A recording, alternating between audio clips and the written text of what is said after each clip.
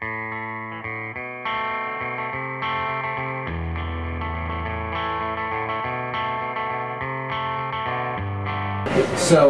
how does it feel to be back to be playing for a hometown crowd? I know you guys didn't all live here together, but you guys just went to school here?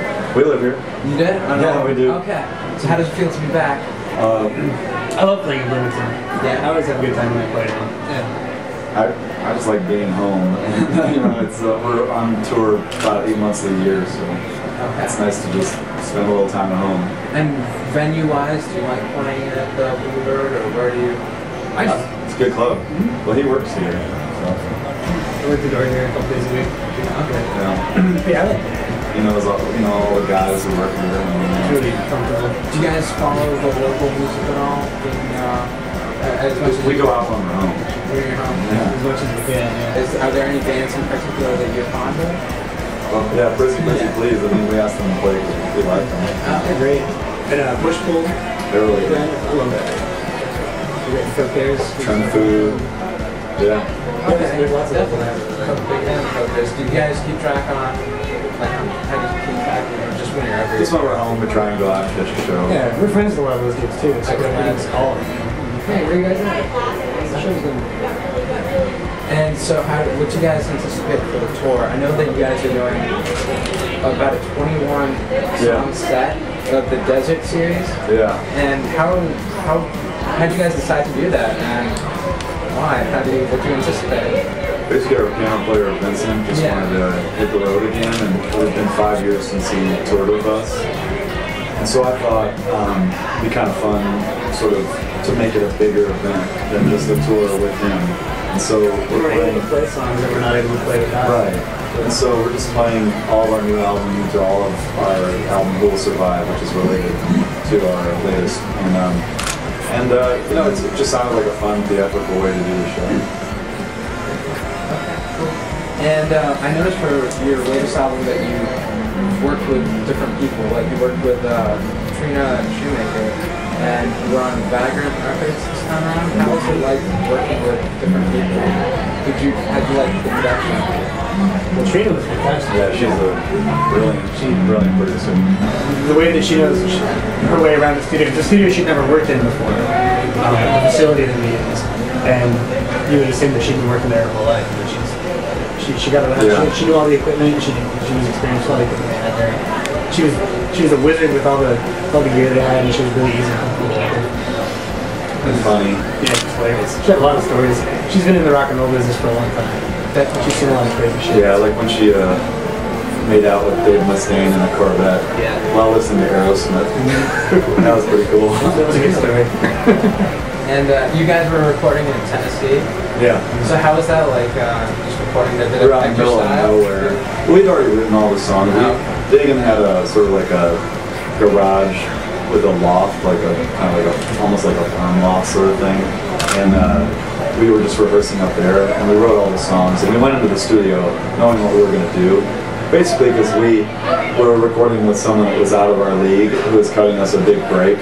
So we had to be fast. So we had to just knock it out. So we just, being there didn't shape the experience, but it certainly was laid back. I mean, because we just went in and knocked out the songs. It was comfortable. And because she just had a new kid, we were done at 7:30 every night.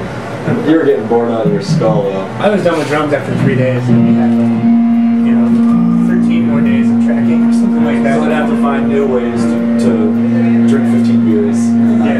Matt and I watched the entire Alien series, like the Alien quadrilogy, and burned through Living with a 30 pack, So your latest album, you start off with an allusion to Tennyson's poem "In Memoriam H." Yeah. And how was this affecting the concept of your album this time around?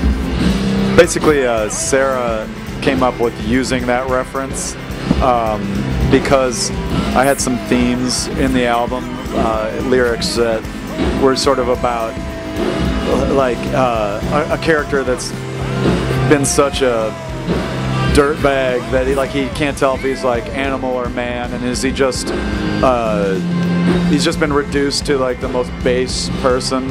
And so she liked the idea of it being this sort of this idea of nature just being Red of Tooth and Claw. I mean, the reference is to sort of what separates man from animal, and it was just a really appropriate thing to use as a reference, and it kind of summed up what the album is about. I mean, you don't have to know that those are the themes for this album.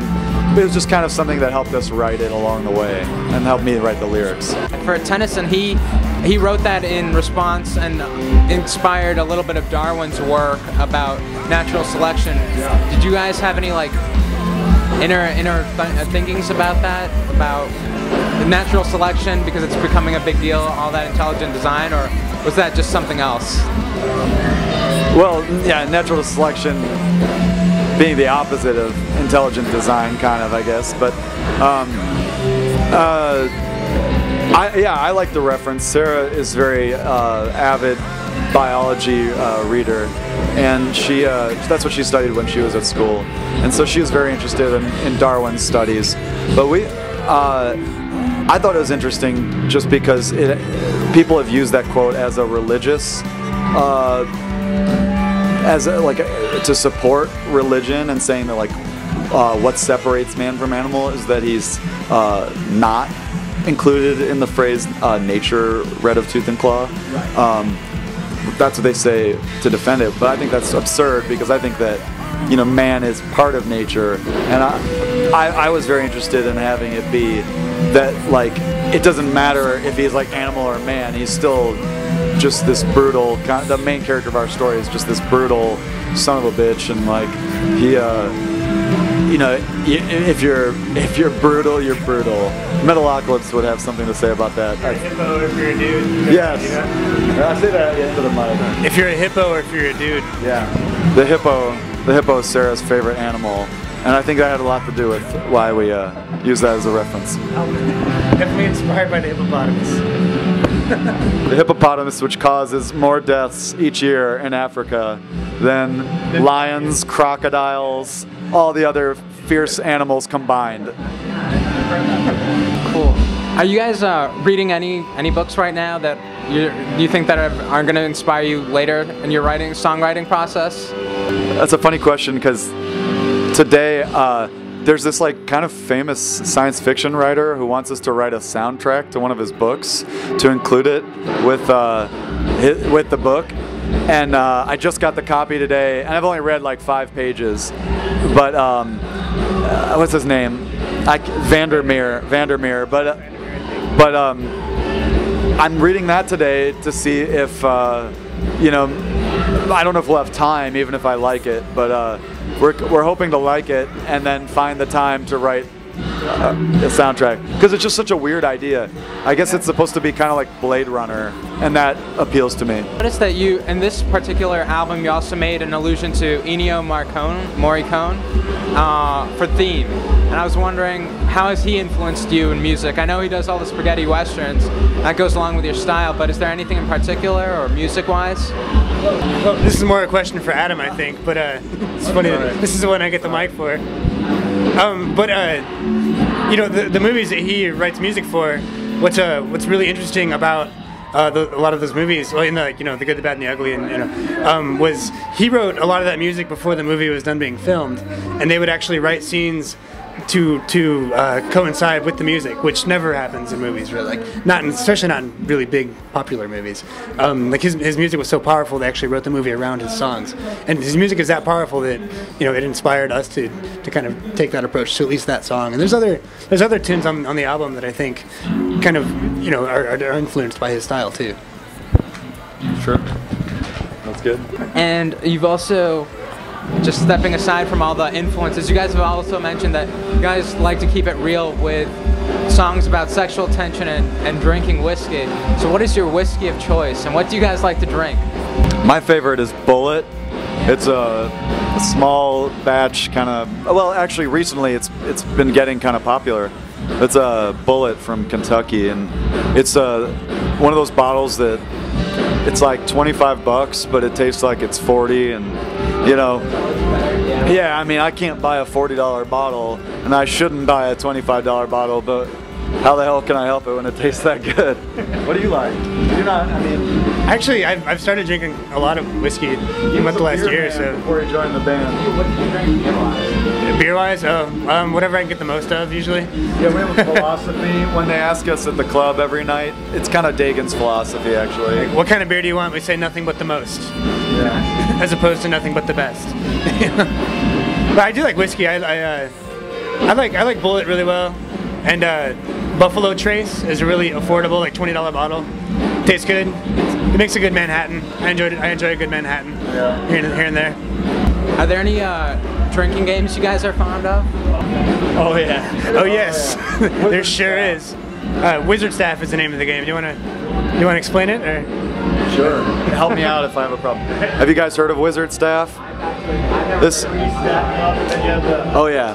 So the premise is that for each can of beer that you drink, you gain a level. So if you drink 10 beers, you're a 10 level wizard. It's kind of like a combination of Dungeons and Dragons and passing out. And so basically what you do is you get a can of beer, and then when you finish it, you tape a new beer on top of that beer using like duct tape. And eventually, by the end of the night, you have a staff. And yeah, I've been a level 21 wizard before, and the beer will hit the cans will hit the ceiling, so you have to bend the staff so that you're not like, you know, constantly breaking it. And but there's certain rules, like you can't pee until you're a level 3 wizard. You to get to level 7, you have to pass the wizard trials, which means that you have to shotgun the beer. And then to get to level 10, you have to go have a wizard battle, which means you fight the person who got to level 10 first, who's the white wizard. And fight is kind of ambiguous. I have chosen to fight, and that is a really bad decision. Like, I definitely had trouble breathing for a week after one wizard battle when I got elbow dropped in the stomach. Then level 15, you can fly. At level 16, you can drive. And at level 20, you're invisible. But as you start to become more experienced in the game, you'll learn that after 20 beers, no one is invisible. And where'd you guys pick up this game? Or Rob learned it on tour. I think our friend Rob Ross from the Sump Pumps. They learned it on tour in Texas, I think. And have you guys? I know you guys have been on tour and you've met a lot of other bands. And is there anyone in particular you like performing with? Yeah, man, most of them actually. I have to say, the bands that we've taken out with us when we were headlining, I really enjoyed a band called Odeth. We're releasing a 7-inch split with them in a few weeks, I think. Tomorrow, yeah, we get it tomorrow. And there's a band called J. Roddy Walston in the Business that did our last tour with us. They're from Baltimore, and they were a fantastic band too. Yeah. As far as bands that we've supported, we did 70 shows with the Reverend Horton Heat in 2007, and that band every night was just you know, a new experience and fucking just a great band. Like the best of their instruments, one of the best rock and roll bands that there is, I think. Yeah, they shame you into practicing so you don't look bad in front of them. What are your plans for the future, music-wise, soundtrack-wise, reading, anything?